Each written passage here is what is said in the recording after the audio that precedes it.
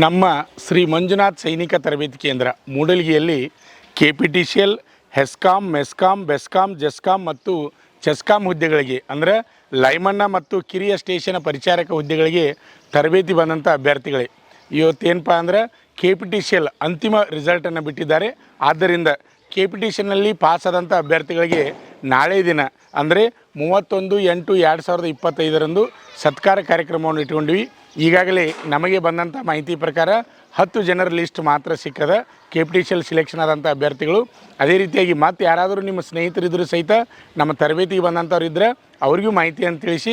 ಅದೇ ರೀತಿಯಾಗಿ ನಾಳೆ ದಿನ ಸತ್ಕಾರಕ್ಕೆ ನೀವು ಬನ್ನಿ, ನಿಮ್ಮ ಜೊತೆ ಏನಪ್ಪ ಅಂದ್ರೆ ನಿಮ್ಮ ಪಾಲಕರನ್ನು ಕರೆದುಕೊಂಡು ಬನ್ನಿ. ನಾವು KPTCLನಲ್ಲಿ ಆಯ್ಕೆಯಾದಂಥ ಅಭ್ಯರ್ಥಿಗಳಿಗೆ ನಾಳೆ ದಿವಸ ಸತ್ಕಾರ ಕಾರ್ಯಕ್ರಮವನ್ನು ಇಟ್ಕೊಂಡಿದ್ದೀವಿ. ಅತಿ ಹೆಚ್ಚಿನ ಸಂಖ್ಯೆಯಲ್ಲಿ ನಮ್ಮ ಸಂಸ್ಥೆಯ ಅಭ್ಯರ್ಥಿಗಳು ಲೈಮನ್ ಹುದ್ದೆಗಳಿಗೆ ಆಯ್ಕೆಯಾಗಿದ್ದಾರೆ.